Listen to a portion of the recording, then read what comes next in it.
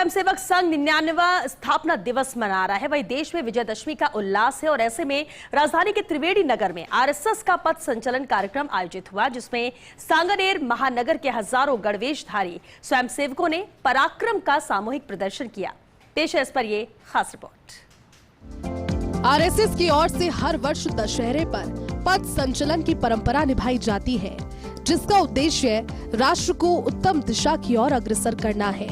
इसी क्रम में राजधानी में सांगानेर महानगर के हजारों पूर्ण गणवेशधारी स्वयं सेवकों ने पराक्रम के सामूहिक प्रदर्शन की शुरुआत की, जो 14 अक्टूबर तक 6 नगरों के 6 स्थानों पर आयोजित की जा रही है।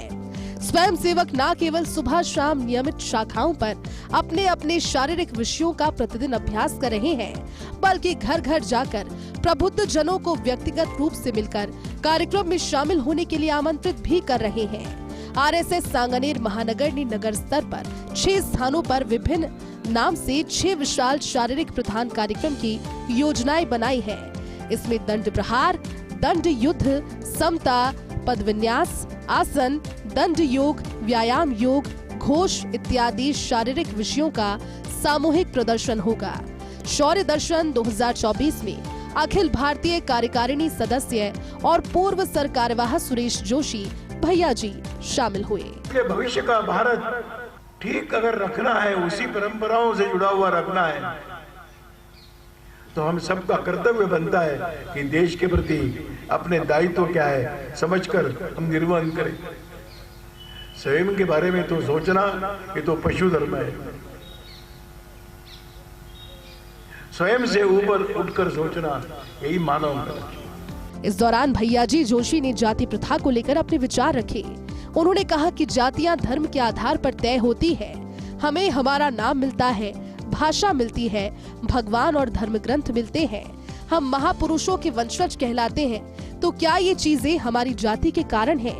क्या देश के कोने कोने में स्थित 51 शक्तिपीठ किसी जाति के हैं? चारों दिशाओं में रहने वाले जो लोग खुद को हिंदू मानते हैं, वो इन सभी को अपना मानते हैं। फिर भेद कहाँ है? जिस तरह से राज्य की सीमाएं हमारे बीच कोई भेद या विभाजन पैदा नहीं कर सकती, उसी तरह जन्म के आधार पर चीजें हमें विभाजित नहीं कर सकती। अगर कोई गलत धारणाएं हैं तो उन्हें बदलना होगा। अगर कोई भ्रम या बेकार का अहंकार है तो उसे खत्म करना होगा। जन्म के आधार पर जातियां तय होती है। हमको हमारा नाम मिलता है, हमको भाषा मिलती है, हमको भगवान मिलते हैं, हमको धर्म के ग्रंथ मिलते हैं, हमको कई प्रकार के महापुरुषों के हम वंशज कहलाते हैं। क्या वो किसी एक जाति के कारण है? क्या हमारे 12 ज्योतिर्लिंग किसी जाति के हैं? क्या इस देश के कोने कोने में स्थापित 51 शक्तिपीठ किसी जाति के होते? अनावश्यक अहंकार पनपता होगा, उस अहंकार के बीज को नष्ट करते हुए हम सब एक समाज के अंग हैं। आपको बता दें, आरएसएस विजयादशमी पर अपने सुनहरे 99वें वर्ष पूरे कर रहा है। इस मौके पर संघ के कार्यकर्ताओं की ओर से उनकी शाखाओं और शहरों में शस्त्र पूजन किया जाएगा। इससे पहले राजस्थान के बारा में हाल ही में आरएसएस प्रमुख मोहन भागवत ने भी कहा था कि हिंदू समाज को भाषा, जाति और क्षेत्रीय असमानताओं और संघर्षों को खत्म करके अपनी सुरक्षा के लिए एकजुट होने की जरूरत है। आरएसएस को 99 वर्ष पूरे हो चुके हैं। आरएसएस आज अपना स्थापना दिवस मना रहा है।